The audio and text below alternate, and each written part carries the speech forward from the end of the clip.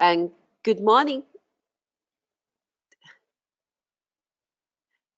Good morning to our friends in Europe and good evening to our friends in China. My name is Jessie Zhang Zheng, and I work for EU Relations in Zurich, Switzerland. I welcome you to the 7th ENRICH in China webinar. Today's webinar is about a very interesting topic, how to build a partnership and scale your business in China.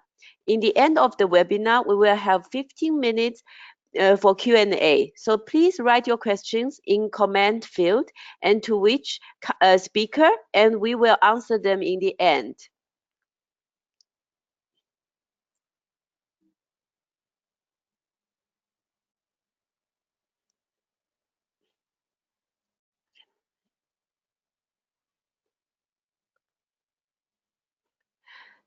So I will quickly introduce the agenda.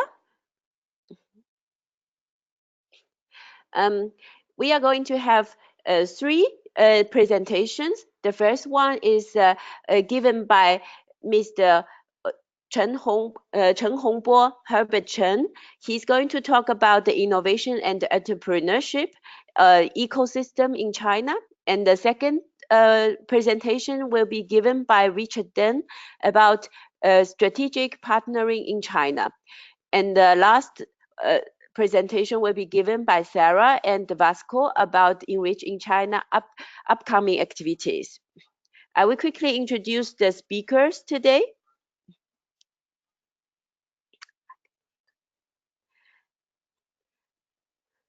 Our first speaker is Mr. Chen Hongbo.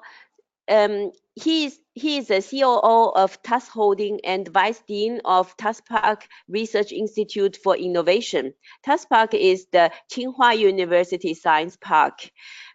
He has joined the management team since 2001.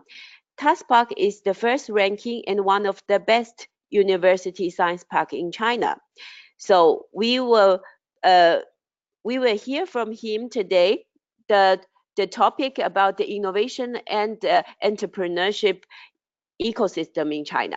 And our second speaker is Richard Deng Xiaojun. Mr. Deng is the Chief Representative Officer of SPI China.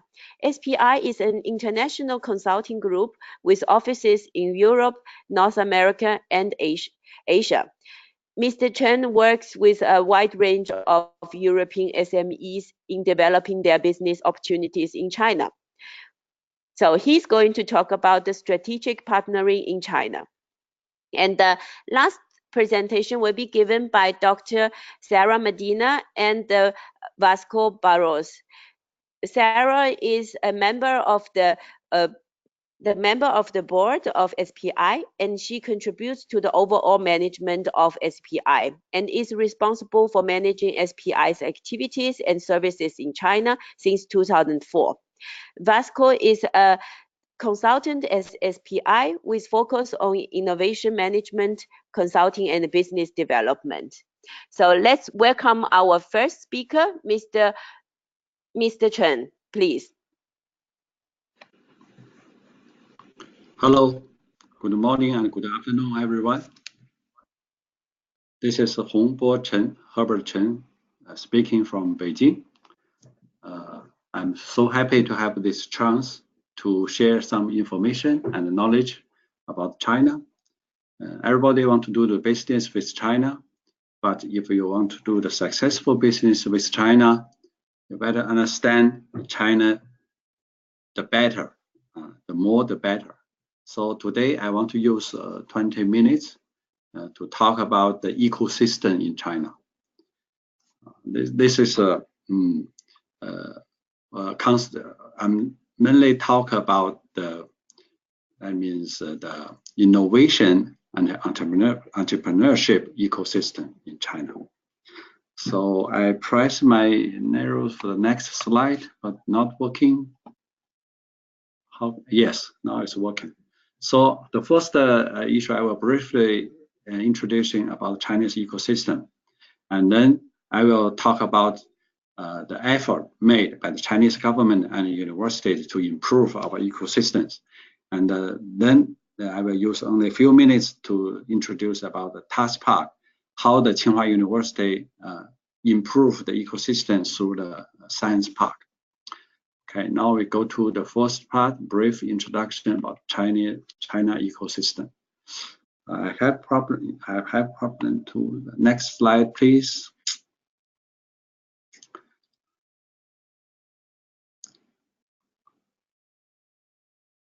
Next slide. Yes.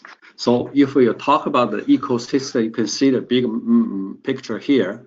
The ecosystem composed by the two big parts.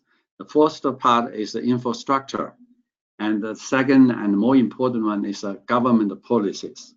So with these two conditions, you get a better condition on the infrastructure and a better policies issued by the government. Then the supply side can meet the demand more efficiently through a lot of innovative small and medium companies. So this is the model and the concept about the ecosystem. So today we have no time to talk all the parts, so I'm concentrating on the overall image, I mean the China's ecosystem. So from this slide, you can see the advantage of China's ecosystem. China ecosystem is simply say is that we improve a lot. We have a lot of improvement during those years. So we have many advantages. The first one is this: the government have a strong support from government level. So the government issue a lot of new policies, and the central government and the different department of the government give a lot of support on the improvement of the ecosystem. So this is the main advantage. I think the government is very strong. And then I think the industrial side also very good.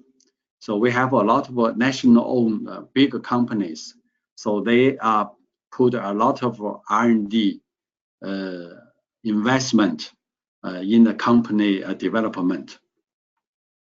So this is also important side for the ecosystem. And then come to the research and education system.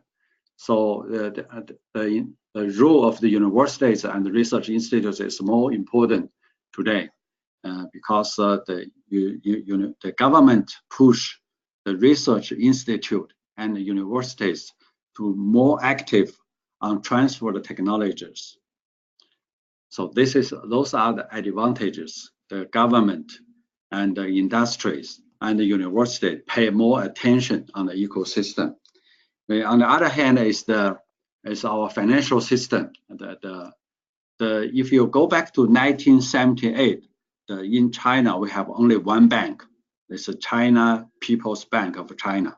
But now we have the whole system. And if you go back to 1978, only limited people working on this. But now the proportion of the financial assets of the GDP increased from 31% in 1970 to 1.9 times in 2015. Okay, so that means in China, the whole financial system now is more comprehensive. It's ready to support the innovation and entrepreneurship to be developed in China. And also, if you come to the infrastructure, I think that China performs so well in the recent years. So we have the big bridge, the longest bridge in China. We have the high-speed trains. Also, we have a power supply system from the middle of the China to the coastline, Shanghai city. So this is a DC power transmission project. It's about 2,000 kilometers. So this picture is just showing China in the recent 10 years, the infrastructure is going very well. The one thing special in China is about the science park. I think the Chinese government used the science park as the main driving force for the local and the regional economy development. For instance, we have the biggest science park in Beijing called the Zhongguancun Science Park. They occupied only 3% of the land in Beijing, but they contribute to 37% of the GDP in Beijing municipal city. So 3% of land contribute to 37% of the GDP. So that means the science park is a very high density area for the economy development. Next slide. I don't know what's wrong with this. Next slide. Not okay. Okay. So we have a big advantages for the ecosystem, but we have a serious challenge as well. For instance, for so many key components, we need input from overseas. If we have, say, every year we spend a lot of money to input the IC chips from outside. Means more than 90% of the core computer chips we need input from outside. So that is so serious problem we are facing. And from this slide, you can see there's 10 big biggest products we input from overseas. We rely on the overseas. And also we have a challenge for the how can I say, how accessible for the business. The government control a lot. So sometimes the private sector want to do some kind of a business, they are not being allowed to come in, not easily to come in. For United States, they have 90,000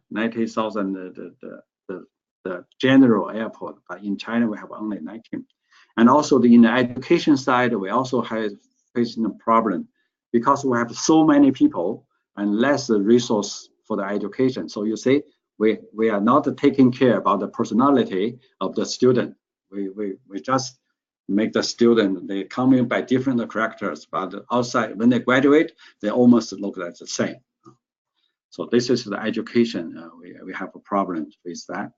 And also if you have the research result from the job, then it's hardly to belong. This is the result. This research result is hardly belong to yourself. You have to be contributed to the department of the university. And IP protection also is the problem. The government pay a lot of attention on this, but only 10% of the problems can be punished for the IP protection. This is also a serious challenge we are facing. So this is a table shows the China ecosystem in 2016 compared with the other area in the world. This is the report generated by the World Economic Forum. I'm the one team member for this. So from this table, you can see the best one is the infrastructure. China, the ecosystem, best one is but compared with the Silicon Valley, we still have a distance. And you can see also the Chinese university contribute to the ecosystem is the worst case in China. Rank is with a big gap compared with the Silicon Valley. That means the Chinese key universities is not working very well to contribute the ecosystem. Okay, so time is limited, so I have to go faster. But facing these challenges, I think the China government make a lot of effort. I think start from 1992, the Chinese government want to improve the ecosystem. They issue many policies, 2006, 2015, and 2017. So the one example I want to show you is that before, if you transfer the technology from the university, you need approval. But now the government say that from this year, you no need to approve, no need to pre-approve. And all income from the outcome of the technology transfer can be given to the main body. And that means that the university, in the university, the all income you transfer the technology can come to the department or the school. And one half of this goes to the team. If there's 10 people working on this project in the department, the half of the income will go to these 10 people.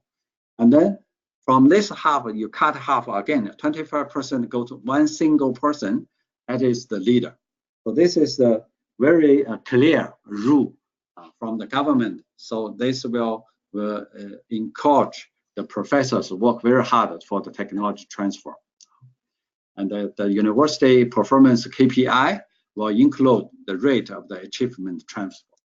So this is one of the very important policy made by the government. The other example is the government want to improve the cooperation between university and enterprise. But if you give the money directly to the enterprise, sometimes the company disappear, the money lose. So now the government changed the rule. They give the money to university, and the university can only use this money when they get another 50% of the fund from the enterprise. So this is to make sure the cooperation will happen between university and the enterprise. This is the government want to use the fund to help people to do the university and industry cooperation in the science park, which is also funded by the government as a model. Before, if you want to start business in China, you need 27 stamps. You need get license by 1 or 2 months. Now the government put all the government officers in one hall, so you can carry your document in through this hall. You can get your license within 3 days. So this is improved a lot, very high efficient. In China, we have so many science parks. Those science parks is more than 5,000 science parks contribute a lot in the GDP. So the data shows 27% of the GDP is coming from the science park. So that means the science park contribute a lot. China universities also make a great effort to improve the ecosystem. They made a lot of improvement. I give you one example. The Tsinghua University is a very famous university in China. They're conducting a very famous course. They are using, this map shows the Tsinghua University have the companies. They use this company as a platform to speed up the technology transfer. So they conduct a lot of, this is the data showing how many companies are running by Tsinghua University. Or the Tsinghua University is the shareholder, and how this company is to contribute to the technology transfer. Also, there's a course conducted by the Tsinghua University and the Tsinghua University Science Park. The student controls this course when they form up a team. Okay, and the teachers of this course is not only the professor from the Tsinghua University, but also is the CEOs from the science park. And also, when you graduate from this course, you have the 6-minute roadshow opportunity, and the investors will at downstairs to listen to your speech or roadshow. And if you're successful, they will put money with you, and you can start your business immediately. That means when you graduate from this course, you not only get a certificate of the graduation, but also you get an investment from the investors. So this is one very special course in Tsinghua University. Now, only a few slides to show the Tsinghua University Science Park. The Tsinghua University Science Park is the largest university science park in the world. The operator of the science park is a commercial company called Plus Holdings. And Tsinghua University is the shareholder of this company, and they're taking 45% of the share. So this is the science park. We have 22 buildings and 35,000 people working on this science park. We have more than 20 years history, and we're cultivating a lot of young entrepreneurs in this science park. We have totally 150 people, full-time people working in this science park to provide the comprehensive service. And we have about 200 innovation base around China. So this science park is not only one science park, we are the network. So this is my presentation. I want to use this short time to let you know a little bit about the China ecosystem, which part is good, which part is not good enough. I want you understand a little bit about how big effort the Chinese government already done and the university already done. And then the science park is a very powerful region in China, using by Chinese government to improve the innovation ecosystem and also contribute a lot for China economy development. Thank you. Thank you very much, Mr. Chen. Thank you for this insightful presentation. And yeah, we might have some questions at the end and you could answer. So let's come to our next speaker, Mr. Richard Deng Xiaojun, and he's going to talk about the strategic partnering in China. Richard, please.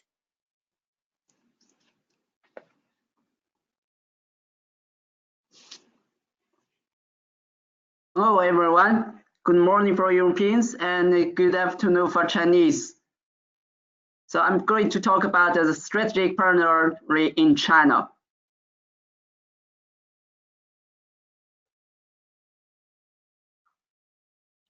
So basically, I'm going to talk about two topics. The first, preparation for scale-up companies in China. So basically, this topic is for those companies in different sectors. The second one, it's about funding, raise funding, and investment in China. So mostly, this is for the private equity and venture capital companies who are interested in raise money in China and invest in China.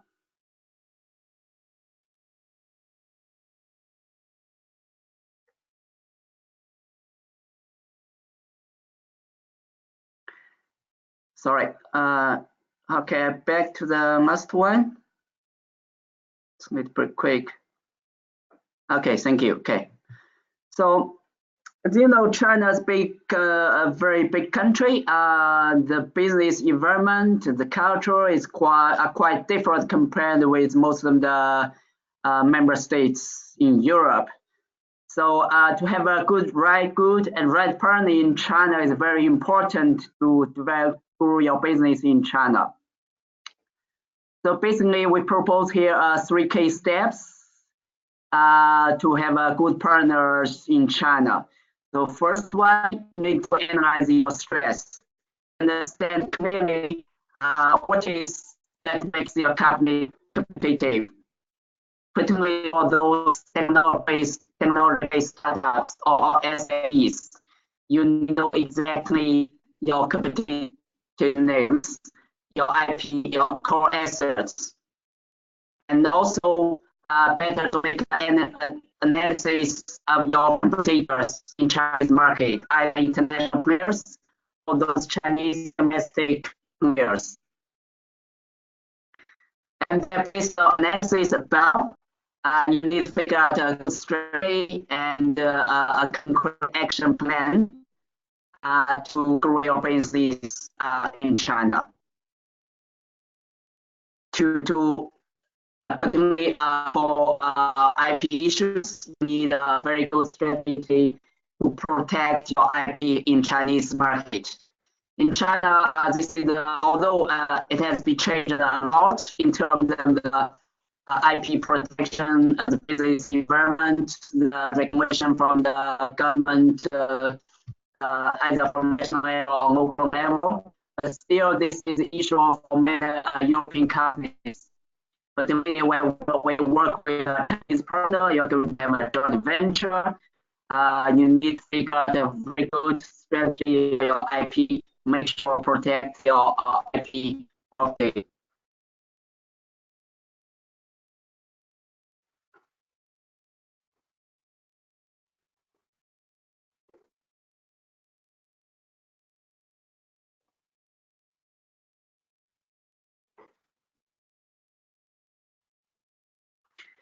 And then due diligence is another very important issue.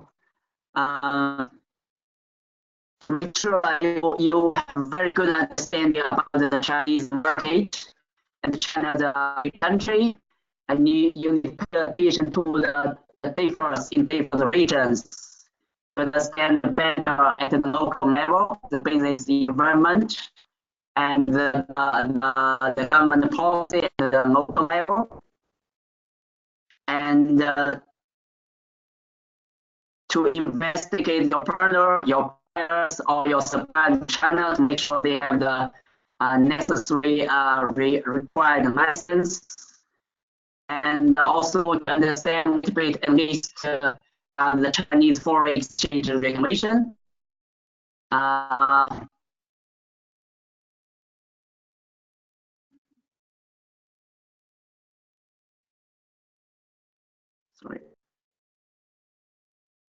Next. And also investing your other product like distributors or agents to make sure they have the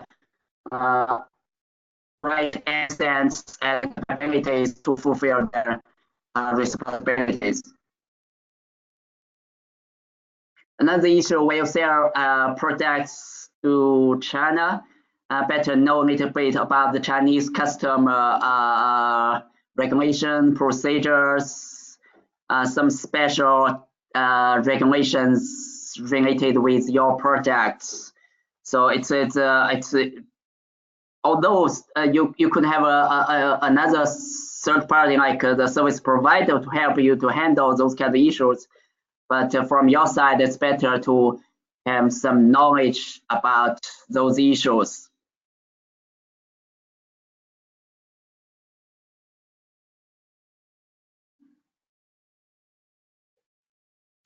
And then how to find good potential Chinese partners or customers.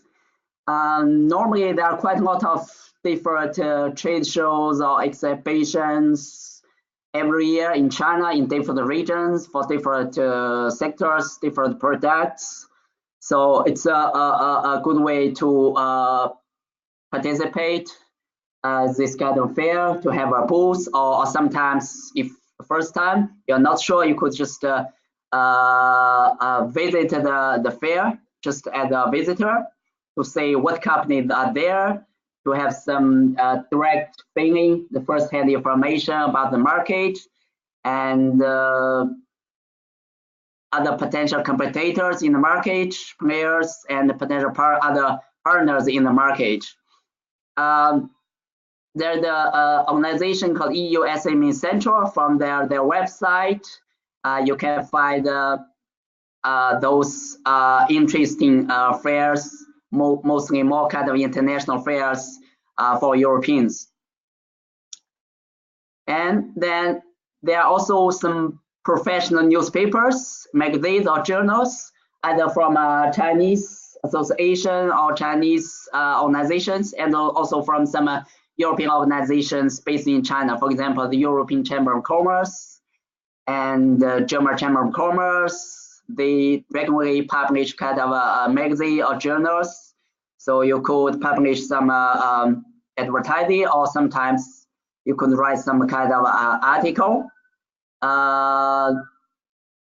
to talk about some technologies from your company, and or some issues about Chinese specific sectors like pharmaceutical sectors. So it could to help to promote your company in China. And also there are some good Chinese companies who offer good B2B matchmaking. They have a well-structured website, so you could register their website. There you could check, put all your company information, and sometimes you could get some requests from Chinese counterparts. And also to hold a technical seminar could be useful, particularly at the local level, to promote your solutions, and also to get some potential local Chinese partners.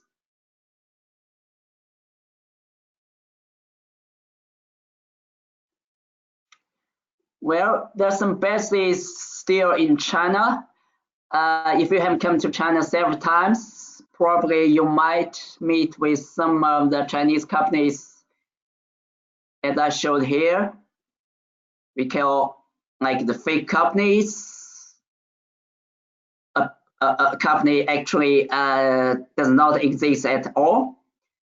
Also, sometimes you might meet a company, they talk a lot, they show you this, they show you that, just to let you believe they have very strong assets, very strong capabilities to work with you, but actually they don't have enough professional team and other necessary assets to work together with you as a partner. And also there are some other Chinese companies who work closely with the local government. Sometimes they work well, but sometimes if the people from the government changed, their everything is changed. And also there are some kind of share companies. They just have the name, but they don't have real assets and capabilities to do business with you.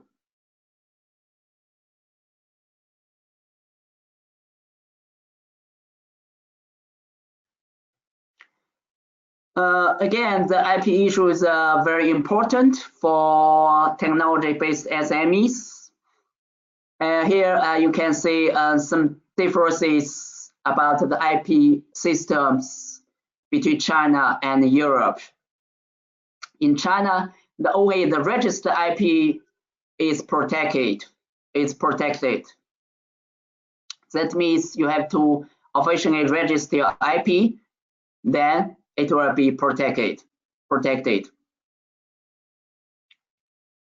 And then in terms of timing, in China, your IP is only protected from the date of your registration, not from the date of the filing, but from the registration approved. In terms of Chinese IP authorities, there are 3 KYs.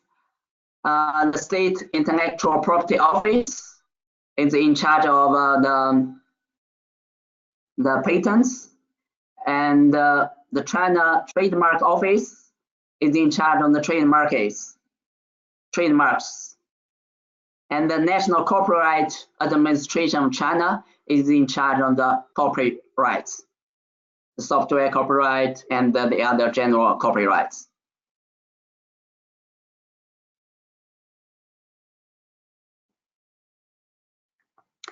And then the second section is about private equity and venture capital. Overall, in the past 20 years, the private equity and the venture capital are growing very fast in China. From the government side, many local governments also establish kind of a government guiding funds to support technology-based startups. They normally work as kind of a limited partner, work together with other private venture company or equity company to invest the interesting technology-based startup or SMEs. In terms of sector in China, there are quite a lot of hot sectors. For example, those sectors from the ICT, including the large data, mobile application, and intelligent hardware, artificial intelligence, cloud services. Those are very hot. And also the healthcare, medicine, biotech, and clean tech, great technologies are also quite hot topics in China for venture capitals.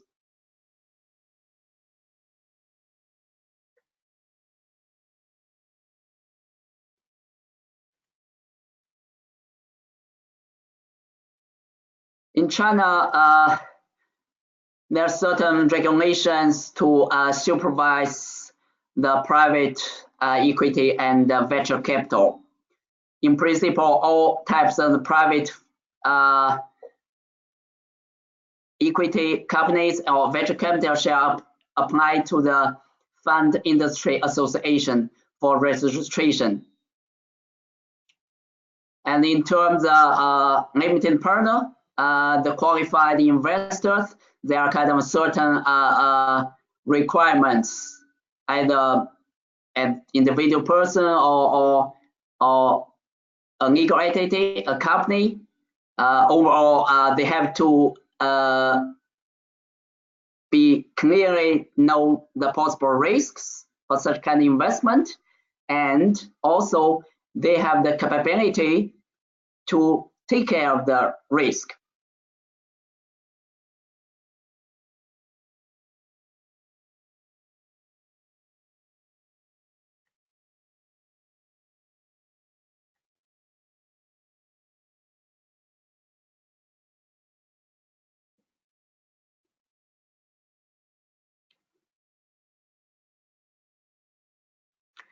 In terms of fundraising, private equity companies shall not raise funds to the entities or individuals other than qualified investors.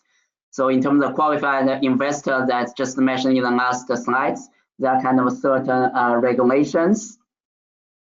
And normally it is not allowed to put such kind of advertising to attractive to potential investors.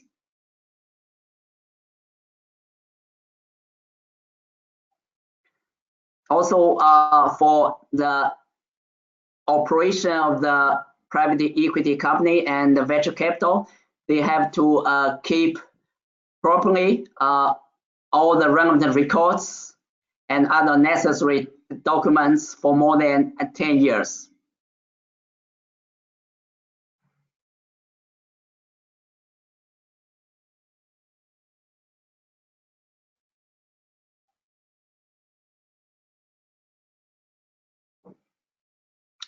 The China Security Regulation Commission and its agency are the management authority of China for private equity and venture capital companies. Since 2 years ago, this market is step by step more open, also open to foreign investors. For the venture capital companies, the government especially encouraged them to invest into the technology-based startups.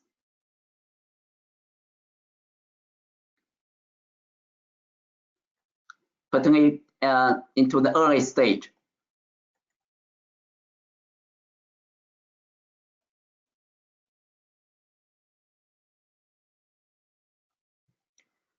Then in the last, I will introduce 3 very interesting cities in China. Probably some of you already know. So first one is Beijing. I'm sure most of you know Beijing. This is the capital of China, a big city. It's a hub of the political center and economic, culture, Chinese history.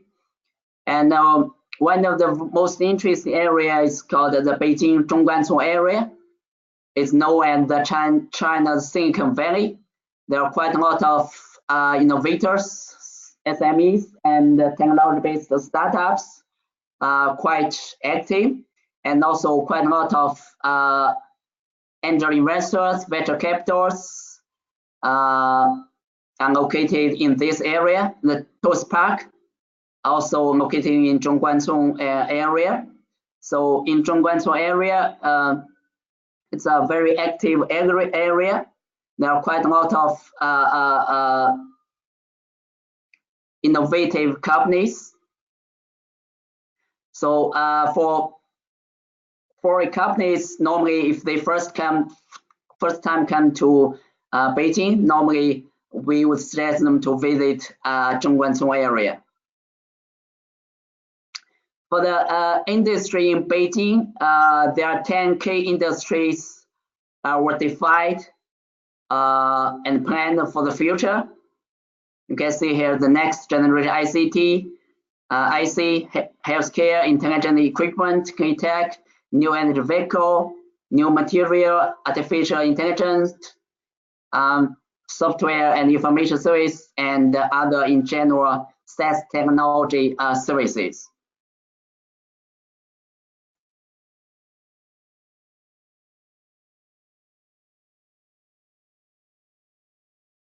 There another city, Tianjin, the city close to Beijing. If you take a fast train, it takes around 30 minutes, quite close to Beijing. There are also quite a lot of advanced manufacturing industry there. And in 2014, the China Tianjin Pilot Free Trade Zone was founded by the Chinese government. In terms of industry, there are 12 key industry were defined for the future, quite similar to Beijing, but also there are some others like the modern agriculture and the city construction and transportation and aerospace are also very developed in Tianjin.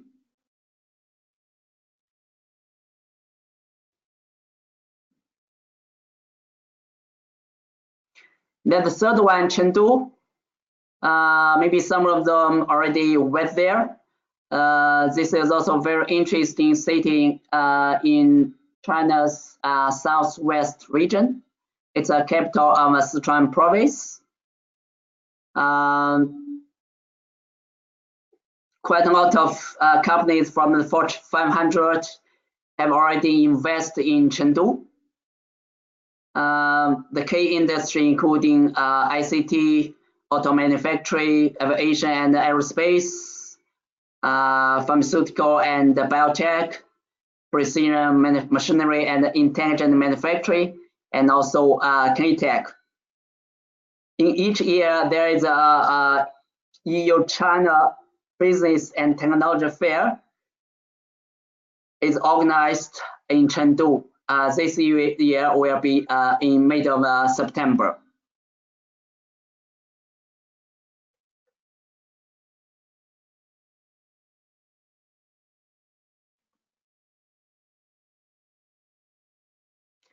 Okay, that's all from my side. Thank you very much. We welcome you to visit our ENRICH website. In case you have any question and request, please contact us. We have email here. Thank you very much.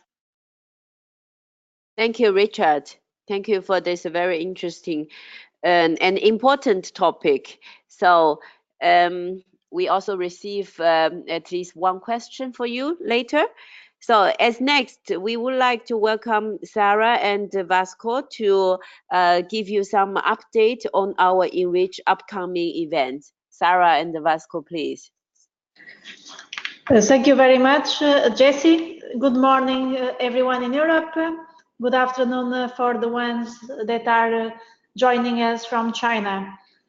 I'd like also to say hello to Richard and also to Professor Herbert and to thank for joining us in this webinar.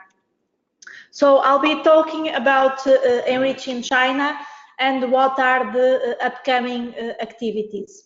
So as most of you are already aware, ENRICH in China is basically a project funded by the European Commission, and it's actually a network of centers that support different types of Europeans, from startups to SMEs, to researchers, to science parks, clusters, universities, on all topics related to research, science, technology, and innovation in China.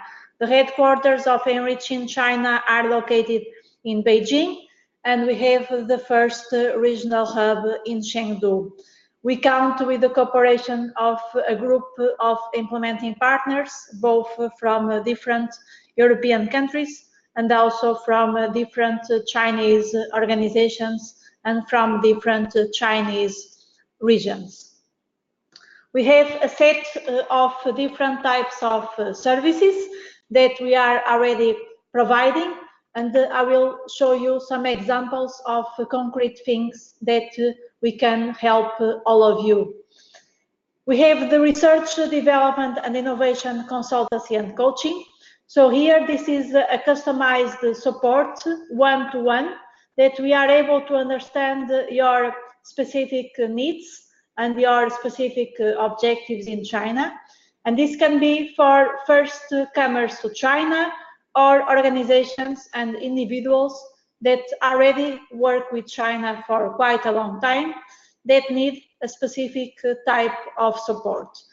And I'll give some examples, but it's related to partnerships in China, help on technology transfer, help on understanding better the Chinese funding programs, and also links with different types of science parks, and also able to link with the research organizations. The second service is called Research, Development and Innovation Intelligence. So a lot of times you can have a specific technology, a specific innovation, and you don't know how to start, and you don't know also if that technology will be feasible to find the right partnerships. So you might need to do a feasibility study, or you might need to do a technology vigilance as well to understand who are the best partners that are already working on that specific technology and who you should work with. Also, any type of foresight analysis to understand what are the trends in the future. And we have a specific methodology that has been developed by JRC, the Joint Research Center out of Seville, and now also with the support of Praxis Help Forward from Greece. That is one of our implementing partners. We are able to support you with this specific methodology. Also, any type of innovation assessment in the Chinese market. Soft landing and co-working.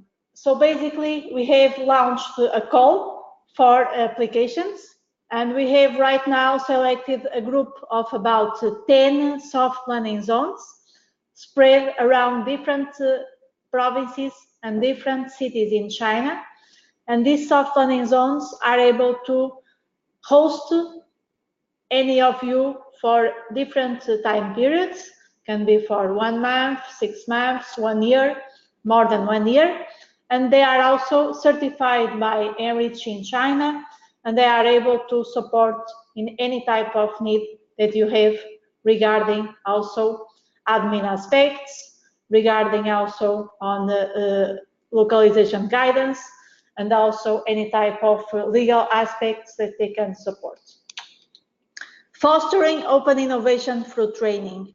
So we conduct different types of workshops across different European countries, and we have an upcoming workshop in Brussels in the end of September. And we can do this also customized and towards specific needs of organizations. So imagine you are a chamber of commerce, or you are an innovation agency, you are a cluster, you can come to us and you can ask us, can we organize a joint workshop under these specific topics that we think they can be of interest to our members? So we can certainly do that. Cooperation enabling events. So we organize different types of missions to China. We have already organized one last year in October at the same time of the launch of the network of centers in Beijing and in Chengdu, and also together with the EU-China Business and Technology Cooperation Fair in Chengdu and Qingdao. We have organized another one this year in May to Wuxi, to Shanghai and Chengdu focused on the Industry 4.0 and Made in China 2025. And we are going to have an upcoming mission this September, and Vasco will introduce you more about this. RDI briefings, so we have a newsletter, so you can just register with us, send us an email and tell us that you would like to be updated with the latest developments in China on science, technology and innovation, and you can receive our newsletter that is produced about every 3 months. Some examples of what and how we can support you on this research, development and innovation consultancy and coaching.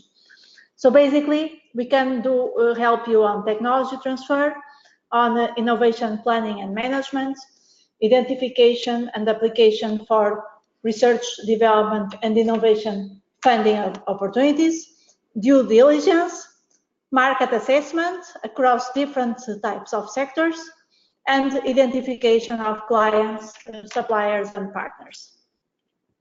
So imagine you are a technology transfer office within an European university, and you offer a new production way to produce ketones, and you are looking for Chinese partners to commercialize your technology in China. So through ENRICH in China, we are able to support you in identifying the best Chinese partners and also reaching a technology transfer agreement between the university and the selected Chinese partner. And we go also with you to all the meetings. We then identify the relevant organizations for you to meet, and we prepare also all the relevant promotion material, and we can do the needed follow-up. Another concrete example, you can be an European research institute and you are looking for Chinese research organizations for a new call targeting cooperation with China within Horizon 2020. So through ENRICH in China, we are able to support you in identifying and also approaching the Chinese research organizations that are relevant to the call topic. And we also provide some coaching on better understanding the co-funding mechanism from the Ministry of Science and Technology in China to both the European and Chinese research organizations. Another example, you are an European biopharmacy company and you have developed a new biodrug and you intend to sell this drug to China. So through ENRICH in China, we can conduct a market study on the Chinese biopharmacy market and then get all the information related to policy, regulations, certification, market potential, distribution, key industrial players, competitors, and provide you with a comprehensive market assessment report.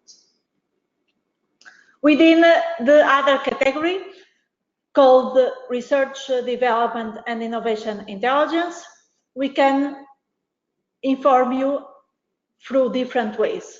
We can help you conduct a research, development and innovation landscape analysis. We can do a feasibility study. We can provide a technology watch. We can do business plans, foresight analysis, and also research, development and innovation exploitation strategies. Some examples, research, development and innovation landscape analysis. This is focused on providing a concise overview on the current state of the art of specific countries and regions. So we do tailor-made reports for your sector in both Europe and in China, helping your organization to acquire a better knowledge and a better insight of the European or Chinese market, and also support you in making the best decision process regarding the expansion of your business and innovation activities.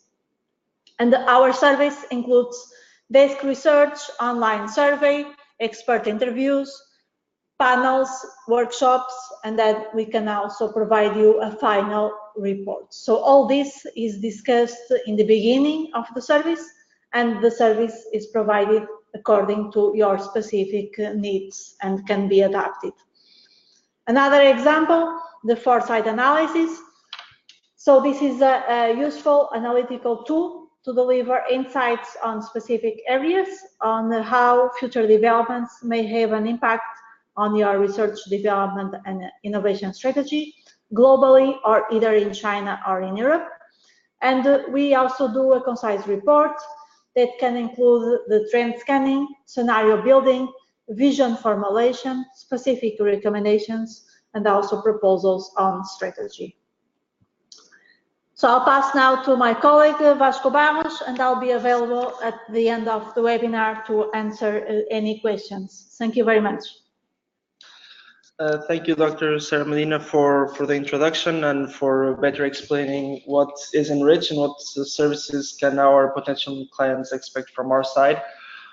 So I will now focus on this very specific service that ENRICH in China has, and also will introduce you the upcoming activities planned in an envision already for the end of the year. So as already mentioned in the service portfolio, we have a soft landing and co-working service. This service is provided to European customers who are willing and interested to being physically located in China. And this service is delivered through a network of soft landing zones. What you can currently see in the image is our first selected network of soft landing zones. In total, we have selected 11 organizations. This was a call for applications that was launched in the beginning of March and ended in the end of April. So we had this this call for applications open for any European or Chinese organization based in China who has experience in EU-China cooperation and support to European organizations to establish in China. So in the 11 selected soft landing zones, we have our aim is to have them distributed across China. So this is the first set of selected soft landing zones. We intend to increase our network, and by the end of 2020, we look forward to have 30 soft landing zones certified by ENRICH in China. So right now we are located in 6 different cities, as you can see in the bottom below: Beijing, Shanghai, Wuxi, Jinan, Suzhou, and Xizhuangzhang. So these are the selected soft landing zones that will be very, very soon announced in our website, and that will be available to host European organizations willing to settle in these cities. These soft landing zones, in order to be selected and to be certified by ENRICH, they need to comply with a set of basic services that we feel that are most important for the success of a European company in China. So the set of services were already mentioned by Dr. Sara Medina, but you also can see them here, such as localization guidance, co-working space offer, any support in terms of administrative and secretariat. Also a lot of support regarding advice on regulations and laws that may affect any activity related to RDI, and also give a better insight to the local scientific and business community. So imagine that you are an organization focused on Industry 4.0. We would, ENRICH in China would advise which city you would fit best, taking into account your needs and the specificity of the soft landing zones that we have together with us. And then from there on, we would orient you to the selected soft landing zone, which we believe would be most suited for you. And then from there on, you would have the opportunity to be located there with co-working space and use all the services that are listed in this slide that the soft landing zone would provide. In terms of upcoming concrete activities and following up on the last missions we did, we will be organizing a matchmaking and innovation tour to China in September this year. So this will be a tour that will go through 3 different cities that were briefly introduced by Richard Deng in his presentation. So we have Tianjin, Beijing, and Chengdu. This will be from September 13 to 21st, and various activities will be held in these different cities for our participants. The participants will have the chance to have matchmaking sessions during the activities that we have planned for these cities. You will have business visits to Chinese innovator organizations and to also some of the soft landing zones that were previously shown. You also have the opportunity to participate and attend in major events that will take place in Tianjin and Chengdu that I will now further detail. In case you want to register, you have the application section in this slide in the bottom. If not, if you would also want to register and you just want to let us know or express your interest, you can also send us an email, and we will also send you more information afterwards. So some of the activities that we have planned and that the participants can attend by participating in our tour. The first one is in Tianjin, which is the Beijing Belt and Road ICI annual meeting. This is a annual meeting that will take place on 13 and 14 of September in Tianjin, and will be held by this organization called Beijing Belt and Road International Co-Incubation Organization. This was an organization that was established following the One Belt, One Road initiative from the Chinese government, and together with the Beijing Municipality Science and Technology Office, this international co-incubation organization was created also to support the European and other worldwide organizations, mainly startups and entrepreneurs, in establishing in China through their network of incubation areas. This will be also co-organized by the organizations that you may see on the right bottom of the screen. Of course, ENRICH is an organization that will support this event.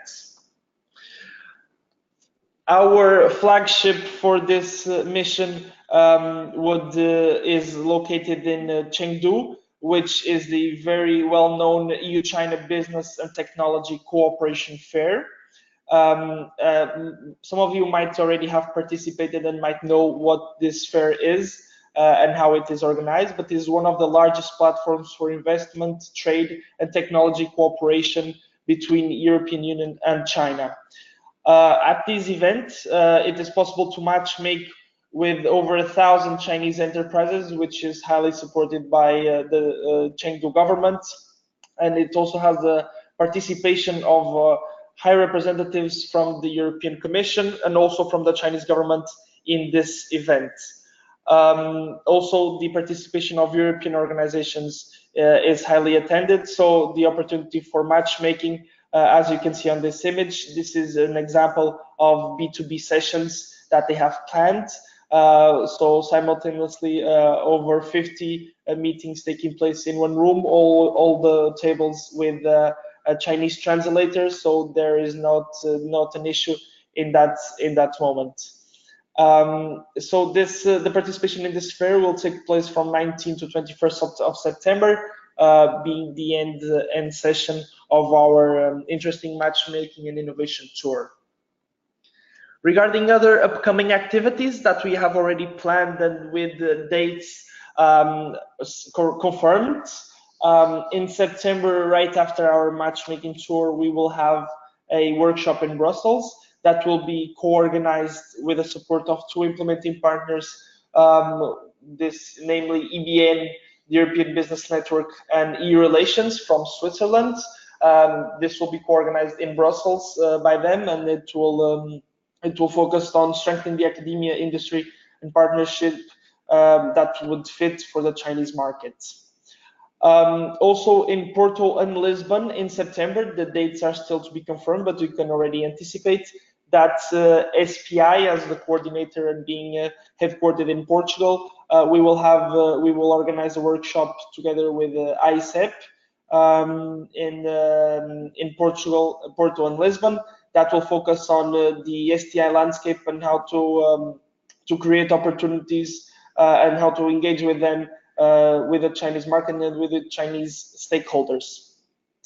Also, very similarly to this innovation tour we will have in September, we will organize another innovation tour in November. In this case, the tour will be in Suzhou and Shenzhen and will comply with the participation on the very famous China High-Tech Fair in Shenzhen. So the participants engaging in this mission will also have the chance to attend this interesting technological fair, which is also one of the biggest fairs in terms of technology advanced in the world. And this will also be part of the weekly activities from the tour. Similarly to this webinar, we will also have monthly webinars organized from September onwards. So as this webinar, current webinar and past webinars that we have organized, we will keep on organizing these thematic webinars throughout the year from September onwards. So please follow our social media and network and webpage for more information on this. So as also already mentioned by Richard, these are our contacts, our website and our email address to reach us. We will reply you in a very short time. And also the addresses for our physical offices, both in China and Europe. Also the social media, we are active in all the main European networks and also Chinese networks. So feel free to contact us in case you have any additional question. And thank you very much for listening. Jessie, I'll pass back now to you. Thank you, Vasco. Thank you, Sara, for the very exciting updates. And so we will have only maybe time for maximum 2 questions. I will select among the questions we received, and if we could not answer your question here, your questions will be forwarded to the speakers, and they will follow up with you in personal emails. So maybe one question to Mr. Herbert Chen. Do you work with investors in China who are interested in co-creation of science park technology bridge between Europe and China? Is it possible to get in contact with them? Not at this moment. Actually, we have our own bridge from China to Europe. We set up a science park in UK, the Cambridge Science Park. And also we set up an incubator in Italy, Milan. So if there's any requirement, we can find out the partners for you, or we can use our own channels to help you. Thank you. Okay, then we can forward this contact to you. Maybe he would like to get more information from you. Thank you. And another question. This is for Richard. So can foreign funds like from EU or US invest in Chinese companies? Is there a regulation limiting equity funding for Chinese companies? Richard? Okay. So basically, for private investors, basically, China defines 3 different types. The first one, the private equity, and second one, the venture capital, and the last one they call kind of other investors. So for the private equity, mainly, for example, those funds invest in the stock market. So buy shares from the Chinese stock market, A shares. And then for the venture capital, normally invest in those SME or startups to buy shares from the private companies.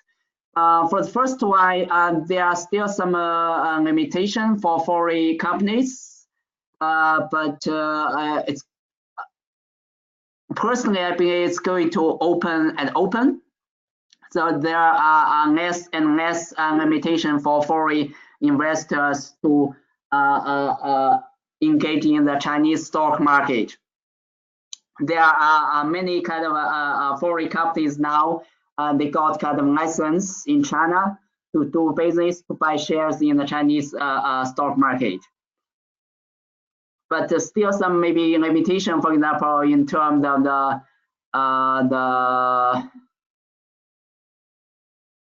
the shares. Sometimes I'm not sure now, but last year still some limitation in terms of shares. The foreigners is not able to take more than 50% share. This need to be further checked, the latest news. But for the venture capital, mostly it's quite open market for foreign companies. So you could have a venture capital company here in China and raise funding from outside, or raise funds money in China, and then you invest to the startups or SMEs. Thank you. Okay, thank you, Richard. So I think the other questions we will follow to forward them to the speakers, and you will get your information directly from them, and they will answer you in a short time. Thank you very much for attending this webinar. We are very glad to have you with us. And as you heard before, from September on, we will have a monthly webinar again, and we hope to welcome you again. Thank you, everyone. Bye-bye.